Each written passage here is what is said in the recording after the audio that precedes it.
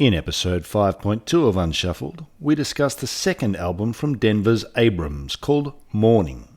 But first, as always, here's 7 Planets.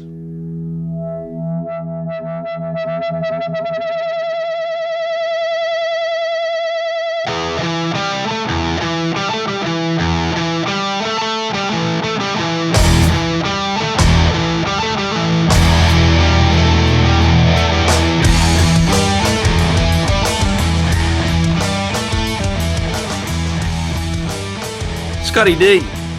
Konnichiwa. Buongiorno to you.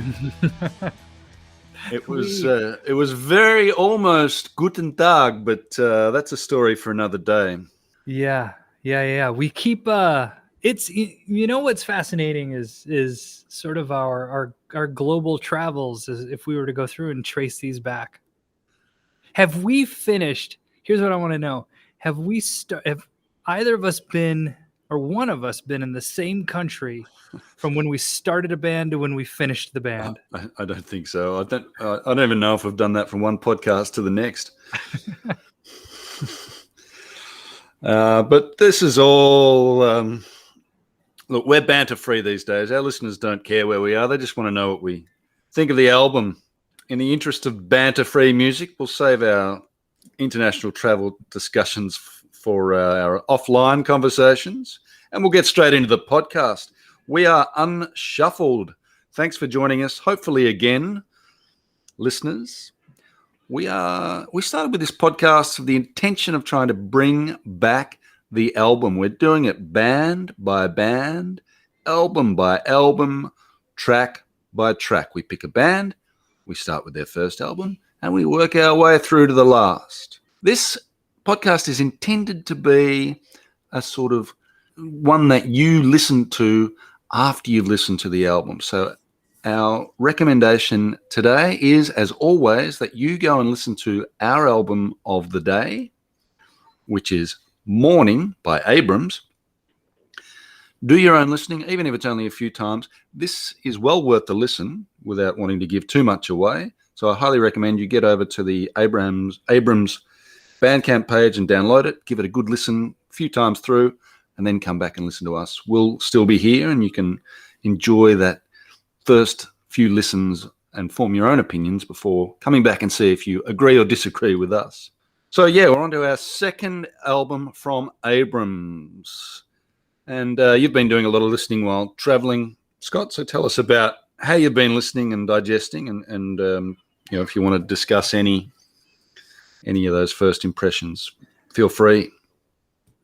As far as first impressions, I'll save it for when we're talking about the songs. Is the listening, I don't feel so. All of my worldly possessions are on a boat somewhere at sea, and with that are any speakers I have that are. And so, as I'm listening to this, I feel like I've not been able to hear. There are things in this album that I haven't been able to hear properly. Right. And I'll talk about that again as we get through some songs, but there's some low end that I think is there that I haven't been able to get. It's definitely there. Yeah. And so all of my stuff's supposed to be here, I think, this week. And I know we're moving on, but I will give it another listen, because I know I'm missing some things here. It's been listened to on airplanes. It's been listened to just sort of at home, but it's all just kind of with these more tinny speakers. Okay. Yeah, I've been doing a lot of my listening, as always, riding my bike around the streets of Bologna. I've been up to Luxembourg, which is an interesting little town, and back. So I did some listening up there as well. Did you ride your bike to Luxembourg? No. That it was the car trip was hard enough. Trust me. With 2 kids in the back seat, I must say, I had the sort of movie trope where the main character has a moment of realization. Often it involves a zoom in on their eyeball or something, when all the pieces that have kind of been staring them in the face in some ways come together, and you get little flashbacks to different parts throughout the movie as they're putting the pieces together. And then all of a sudden, guys associate or whatever, they have that moment. I had one of those moments between the previous album and this one, and I felt really stupid. It was almost, my moment was more like Homer Simpson, when it was Lisa needs braces, dental plan, but it never clicked for him. This band, the members of this band were in another band called Black Sleep of Kali. That band released a full-length album on a certain record label. Have a guess which label it was? Metal Blade? I don't know. It's one that's close to our heart. Oh, it's got to be. Yes, it is. So how stupid did I feel when I actually looked them up? It's like Small Stone. I knew I'd recognize that Black Sleep of Kali, that I'd seen in a bio for the previous album, but it just never clicked for me. And then between the last album and this one, okay. Now, it wasn't all the members. I think certainly Mr. Iverson, I think, was one of them, and perhaps the guitarist as well. But anyway, I'll put a link to Black Sleep of Kali. There was similarities, obviously. They were much younger, much less of that hardcore element, more of a stoner rock band, which is the type of bands that Small Stone tends to favor. But certainly worth a listen if you are enjoying this band as you go through it with us and you want to hear some of the stuff they did when they were younger. I'll put a link on the show notes, which are available on our website, or will be in a few days. And you can check out Black Sleep of Kali, the full length on Small Stone Records. Yeah, there it is. They had an EP, a full length on Small Stone, and then a split album. Yeah, well, and it was. I've only heard the full length, but it's good. Yeah, it looks like the only one that I'm seeing is Iverson. Yeah, okay. Looks like he might be the link. Yeah. Anyway, I felt really, really dumb, but there you go. At least it gives us a chance to give Small Stone another shout out and a link to one of the bands that used to be on their label. With that aside, shall we get into the album? Your job, as always, Scotty D, is to talk us through the nuts and bolts, the release date, the label, and the artwork and all the rest. What do you got? Well, so this one was released almost 2 years to the day nearly from the first one, Lust, Love, Loss, June 9th, 2017. It was distributed on Death Wish. Looks like they're on Sailor. I don't think they were on anybody for the first one, right? That was completely self-released, no label. So somewhere along the way, they got a contract. It was, as far as who produced it, I see that they worked with Andy Patterson at Boar's Nest in Salt Lake City, Utah, and then worked with Dave Otero at Flatline Audio in Westminster, Colorado. Mm-hmm. So it looks like they were working with a couple guys in 2 different studios. The lineup, we've got Zach Amster on vocals and guitar. We have Taylor Iverson on bass and vocals, and we have a new drummer, Jeff Cotton, on drums. And then we're going to have a guest singer. Yeah, the drummer has changed. Now, I don't know how long this drummer hung around for, because I've looked at some live footage of the band very soon after this was released, and it doesn't look like him. He's in the film clips that they put out when they released the album, but he seemed to very quickly disappear from the band, and I know they have a new drummer on their most recent release. That's where I was trying to figure out which one is Jeff Cotton. The one in the live videos or the one in the filmed videos? My guess, yeah, the one in the film videos, the bald guy, would be my best guess. Oh, and then should I mention the artwork, the artist, Samantha Muljat? Yeah, now, I don't know a lot about her. I believe she's German, and the best I don't have any biographic information, but I do have a link to her website, which has a lot of her photos, which are in that same style, a lot of natural photography where she plays with the colors and brings certain colors out, makes them look sort of ethereal and almost like a fantasy artwork, So she takes photos, but then does stuff to them and makes them look quite dreamy, as she's done with the front cover of this album. You like She it? also, I do like it. Yeah, and she also did for Goat, Snake, and Earth. Yep. So she has done some work for other Small work. bands. I really like her photos, and I really like this cover. It's such a contrast. You know, they chose a photographer for the first album, but the style is really different. Hmm. This one, she shows perhaps there's a slightly different focus on the album if the artwork's anything to go by. So they've really focused on the natural beauty, and they live in Denver, but traveling to Salt Lake City, I'm guessing there's some sort of nice parts of nature that they go through on that journey. So it sort of hints at perhaps a greater focus on beauty that lies within the music on this album. A nice image anyway, if nothing else. Very green. Very green, very beautiful. Shall we move on to the songs? Yeah, I think we shall. I think we Mhm. should. You were talking about that sort of eye-opening moment of the aha moment that you had. And I kind of had one of those as we're going through the songs, and I'll talk more about it when we get in there. Oh, this sounds good. You want to kick us off then with Worlds Oh, I Away, will. the first track? Right. So Worlds Away, it sort of starts with this drop C sort of doomy riff. Mhm. And it kind of sounds like this is going to be the riff that's going to drive the song. But it really only goes through 4 times, right? And then on the fifth time, sort of it kicks into the song, and the screamo vocals are still there, and we talked a lot about those last time. But I can tell it's definitely more developed. It does sound. So there was a part where I'm listening to this first song, and my thought was, okay, it's very similar to what would have been on the last album, but more developed and advanced, I guess. It shows growth. Yeah. But it pulled me back there were moments where I sort of was drawn back to sort of like a Bleach era Nirvana kind of rawness feel to it. Mm. And so there's sort of a sludgy kind of muddy sound to the quality of it. Yeah.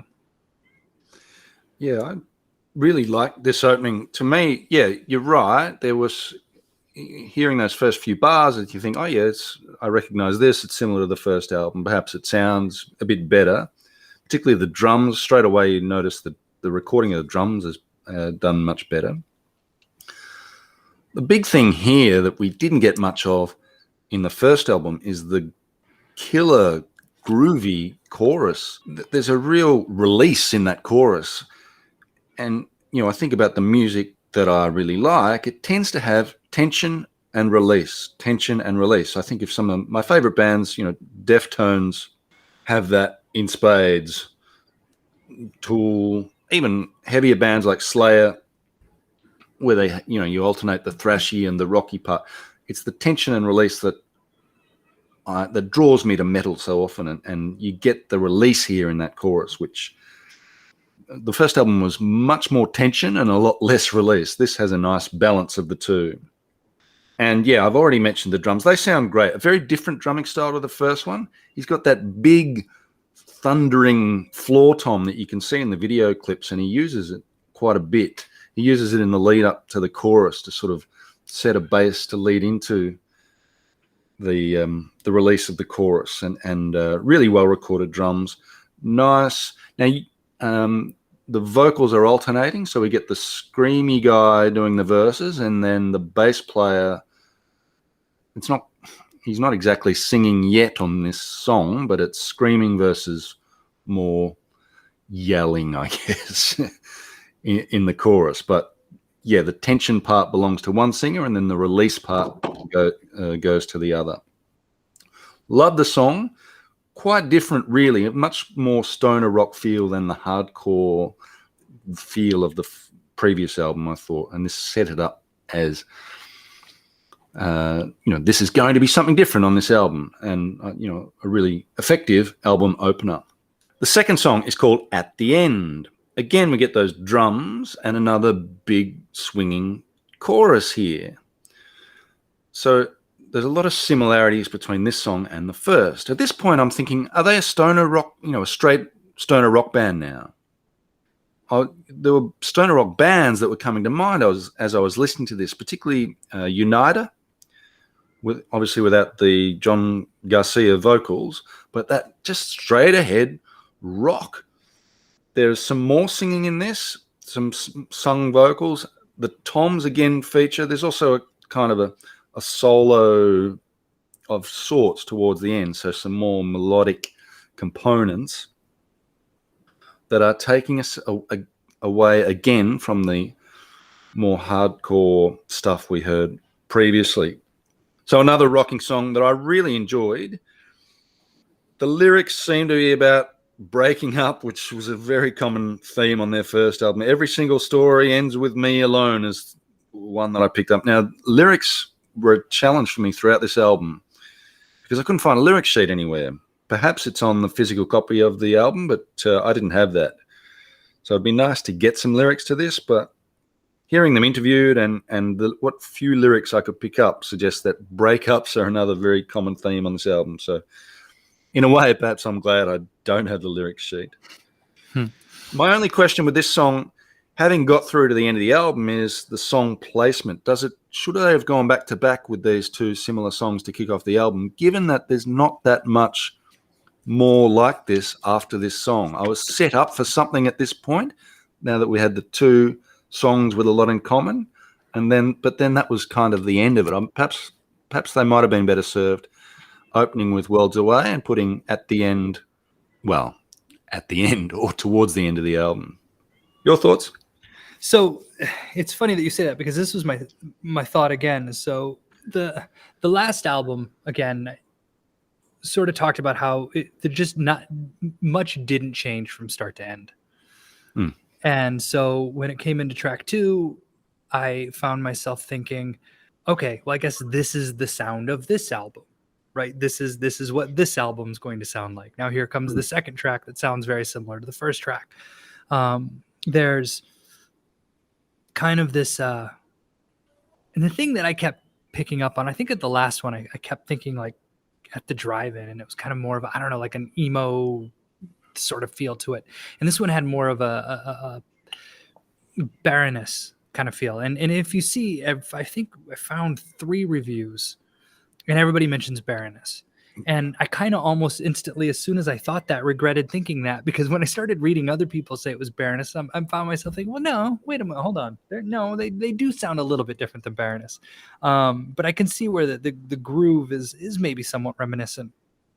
But again, it is to be compared to Baroness. That's kind of, I don't know, that's kind of amazing. I mean, it absolutely shows their growth in songwriting and the development, which I'm going to now move from the end and move into 18 weeks. And it was right here.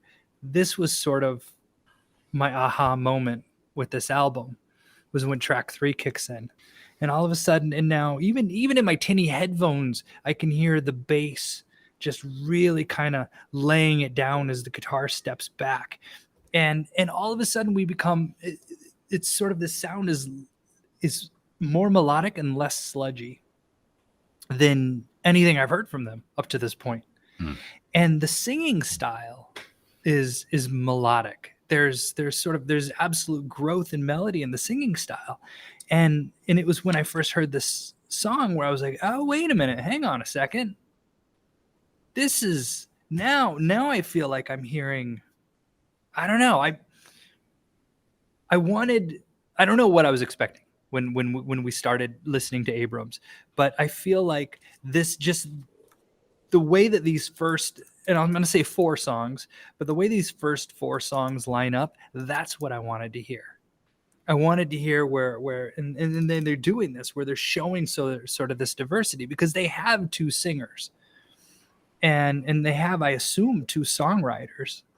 And so where does that, and as you stated, sort of that tension and release, how do we play with that? How do we show that? And I feel like the way that they set these first 4 songs up kind of does give you a really good a good sample of that. Yeah, I agree. And this definitely is a very different style, this song. Just for the record, 18 weeks is not referring to the time between our podcasts. Not yet, anyway. Let's hope it never gets to that. But yeah, really different style. So the guitar in particular and the singing on this brought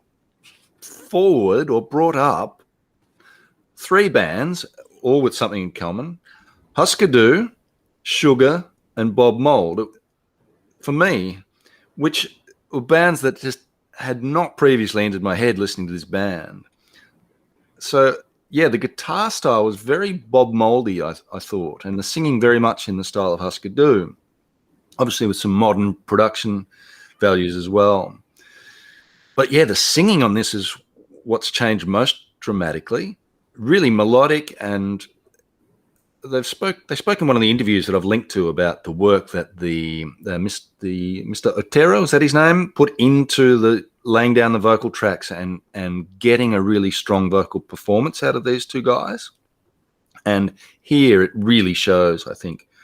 So it's so nice to hear them singing, and that melody and the singing is also matched by some lovely melodic guitar sections, and then there's a sort of, it sort of drops away. There's an echoey guitar which leads into the final section, last minute or so. To me, is the highlight of this song, and perhaps the highlight of the album. This swirling, uplifting, soaring musical or instrumental section that finishes off this song is one of my favorite moments on the album, and makes this my favorite song, hands down, off the album. This is a great song, and it's something new from the band, and it shows incredible growth. And the fact that I'm using words like soaring and uplifting for the first time with this band, it's sort of making my chest swell and making me punch the air a bit. It's a magnificent song, I think. I really enjoyed this one. All right. One of our listeners turned this podcast into a drinking game for every time. What did I say? I didn't say anthemic. Soaring. Soaring. Oh, okay. Soaring and anthemic. I had soaring. It's funny that you say that, because I also have soaring written down in 18 weeks, and I intentionally didn't say it because I didn't want anybody to have to take a shot this early in the episode. Okay. I didn't realize that was on our bingo card. I thought it was anthemic only. So anyway, I'll avoid soaring from now on as well. The next track's called Rivers. Again, we've got a bit more melody in the guitar. We've got those big toms again opening up this. It's a floor tom, which he taps away on, gives us a nice opening to the song. We're back to the original singing style here, but again, there's some really nice guitar work, some melodic uplifting. Is that on our bingo card? I don't know, but no, I don't think so. I think we're good with that one. All right, I'll stick with that for now. In the guitars again. This is a short song, really effective, and I suggested that the photograph on the front cover suggested that there is some beauty to be found in this album, and it's here again on this song. We're singing, the title is Rivers, and while we don't have the beautiful vocal singing performance here, we do have some beauty in the melodic guitar work and the bass. So I think it's a short song, but really effective. So this song reminds me of, and it doesn't remind me because it sounds like, it reminds me because of how I think it could serve the band. But basically, The Cure have this song called Plain Song, and it's a great song to open a festival show with. And so as people are milling about, moving from one band to the next, and when The Cure comes on, you just hear this song, right? This song starts playing and the band kind of starts coming out.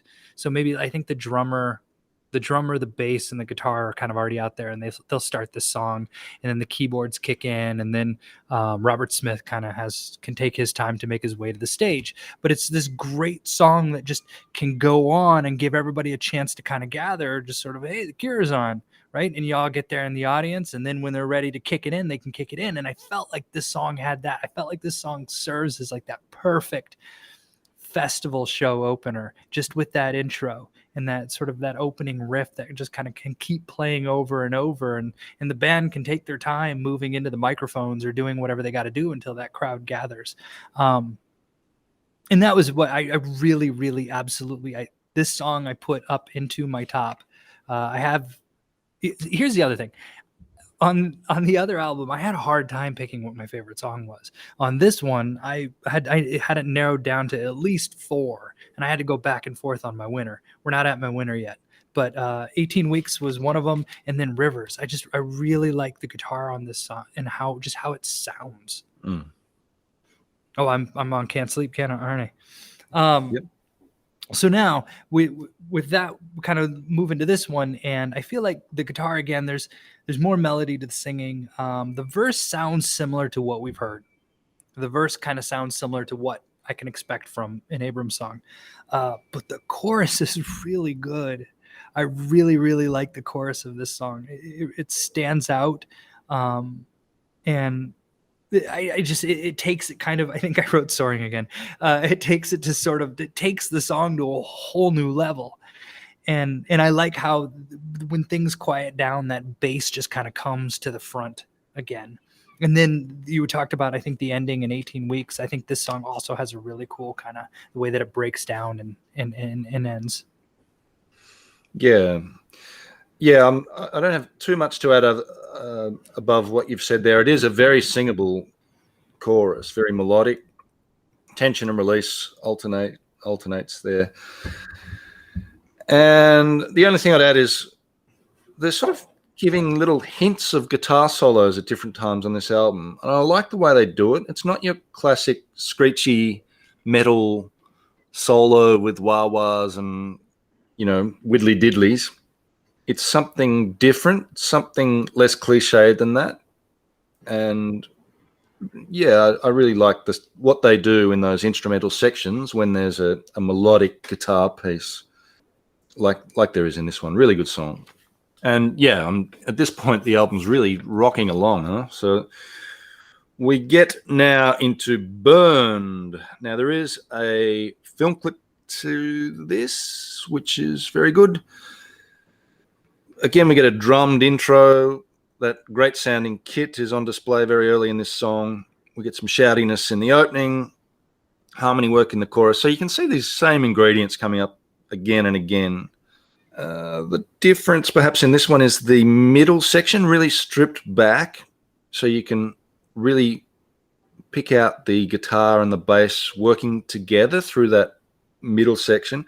And we get another jammy instrumental section towards the end. Now, we only really had one of these on the first album. We've already had a few on this album, and they're great. I really like it when they just settle into a groove, typically in the latter part of the song, and sort of jam away for a minute or two, as they do in this song. This is great. I really like this song. It's probably my second favorite on the album. I mean, it's so good. It deserves a huge audience. I don't know if they've got it at this point in their careers. I suspect they're getting closer to that, hopefully with their new album, which we'll cover on the next podcast.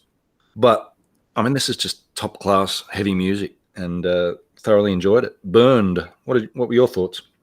I don't know. I really liked it as well. I don't know what more I can add. That sort of that breakdown, that middle bit that you were talking about. There's even a moment in there where it feels like, and maybe not, maybe I'm not hearing it correctly, but it feels like they're sort of even playing with like pinch harmonics, and that stylistically is different than anything we had heard from them before.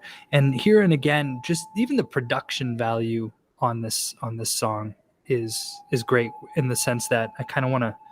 I almost want to add Dave Otero to our band Brownlow. So, but the song just sounds great. It's a good song, but it also just sounds great. You got the next one. Oh, sorry. Yep. Morning. All right. This is the third of the 4 that I had put up there into my favorite. Still not the winner. And this one is Morning with a U, by the way.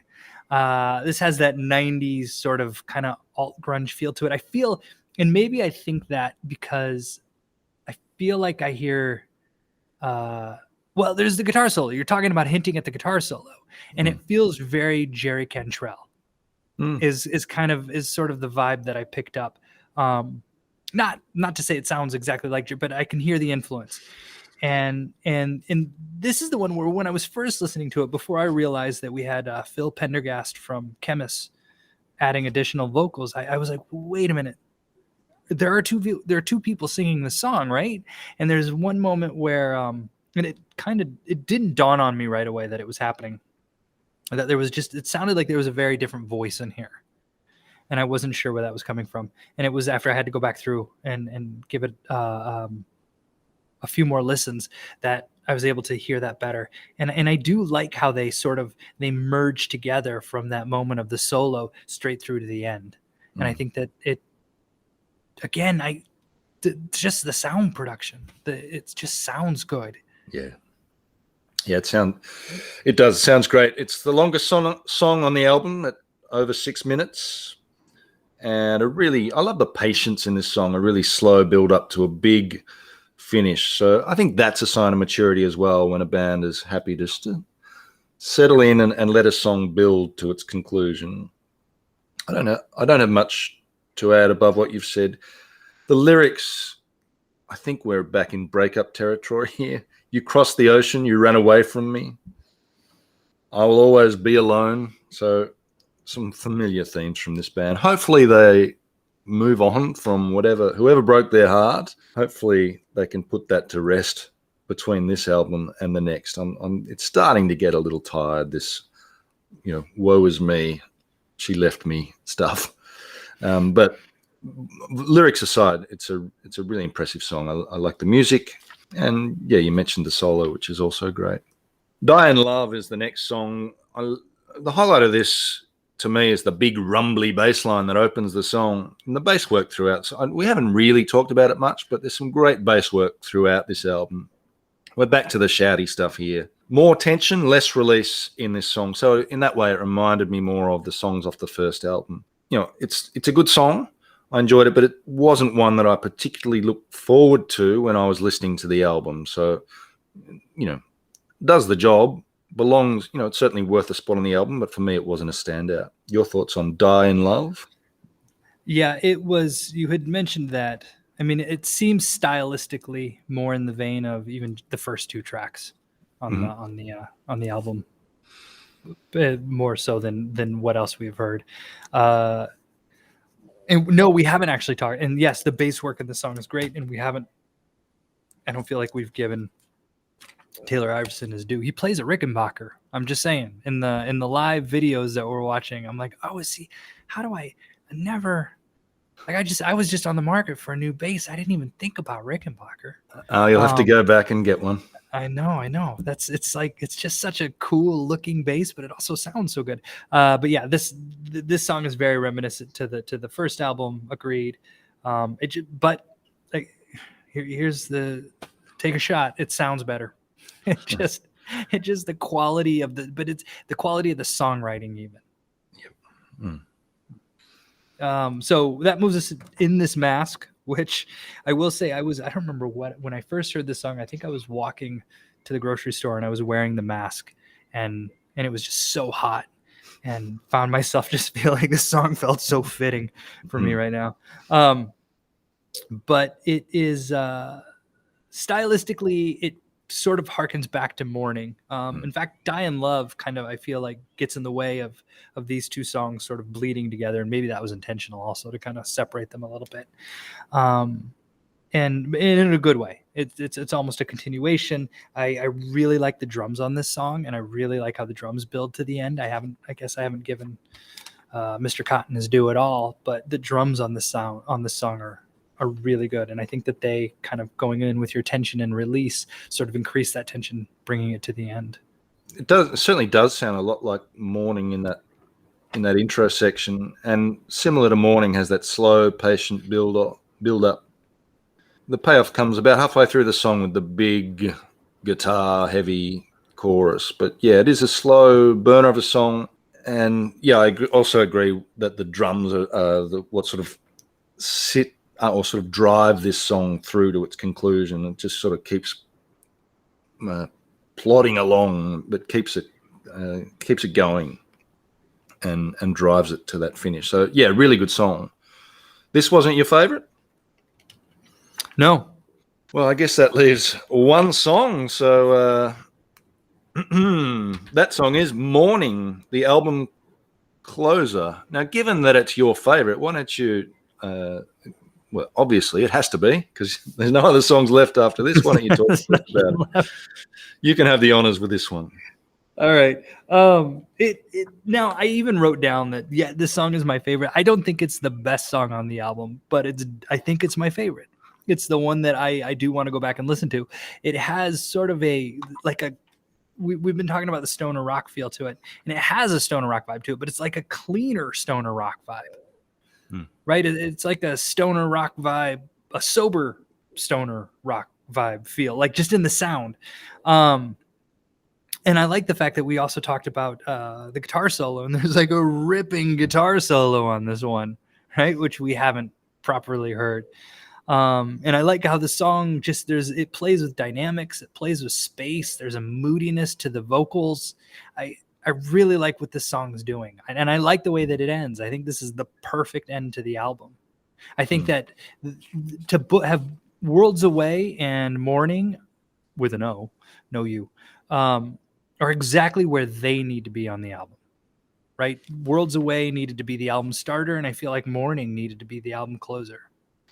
But anyway, yes, it is. It's the one that I've decided I'm going to go ahead and dub as my favorite. Okay. Yeah, I can understand that. I love the vocal performance on this in particular. It's really emotional. It's not only a great performance, it's perfectly mixed. I think there's just the right amount of reverb on the vocals so that it's not a distraction, but it just gives it that bit of extra gravity. There's a real sadness in this song, sort of. It's not country music, but somehow the sadness and the emotions that it evoked listening to it reminded me of country in some ways. Yeah, I love that instrumental section. And then we go back to the quiet style that opened the song to finish it off. Look, perhaps a criticism is I would have liked a little bit more of this song. They could have perhaps let it wind down for another minute or two. I thought it ended a bit abruptly, but in terms of the vocal performance and the emotional weight of this song, I can understand why you like it so much. It is an excellent song and a great album closer. So that brings us to our sort of final thoughts on the album. Overall, how did you think they went with this one? So the reason we chose this band is that we saw the third album coming up on several, because I wasn't familiar with this band. This isn't, when we first started this, we talked about those bands that maybe we never got around to listening to, and this was going to sort of force us to do that. I hadn't heard of this band prior to them, the album that we're going to do next, showing up on these lists. And based on what we were listening to for the first album, I found myself thinking, well, wait a minute, how are they going to get from there to best of lists in just 3 albums? And I can hear it now, right? I hear where this album serves as a bridge. And I really like this album. I really enjoyed listening to this album more than I thought I would. And I'm genuinely excited about digging into the next album. Yeah, I really enjoyed this. We try and avoid communicating about the albums before the podcast, but I did send you one text after my very first listen. I was like, this sounds like a completely different band.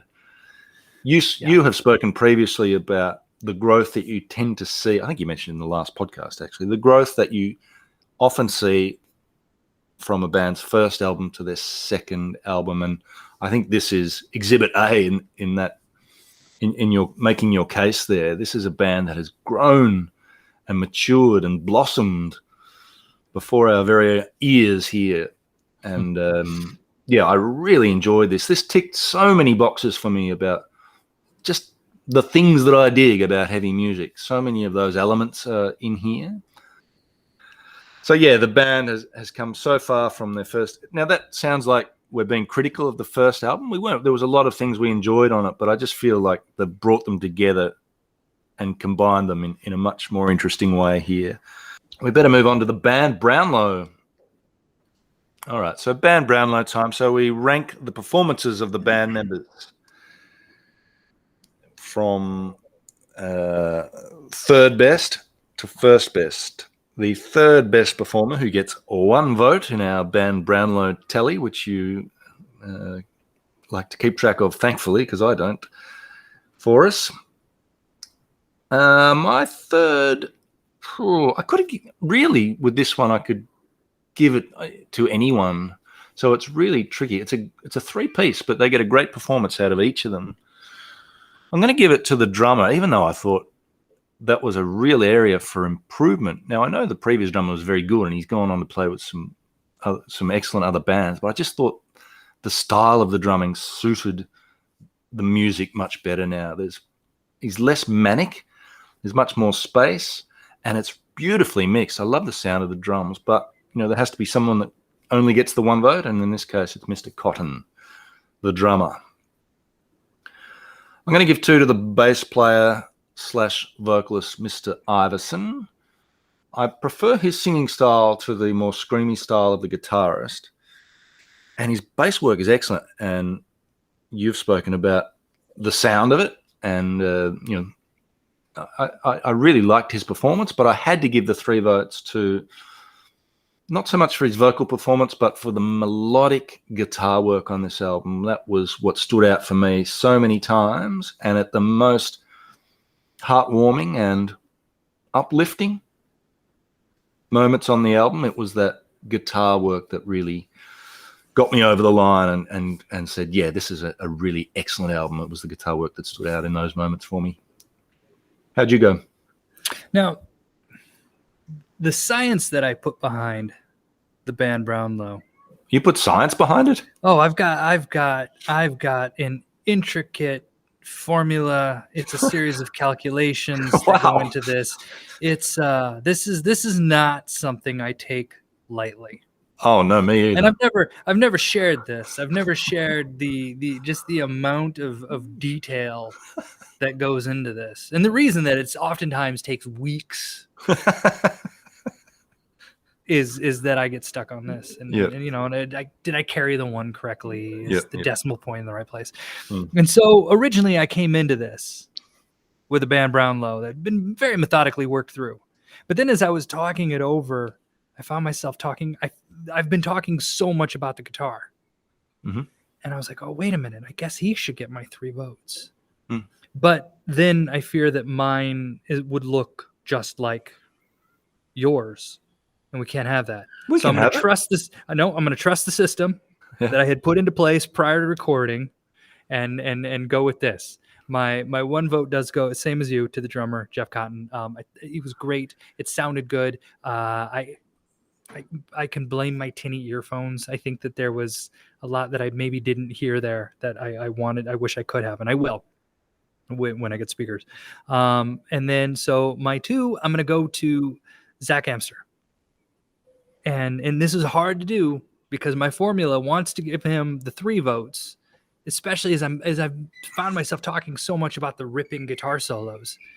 But the bass just sounds great. And I like what he's doing. I like what he's playing. And anytime the bass player is playing and singing, anytime he's putting those 2 things together, that's just worthy of the 3 votes.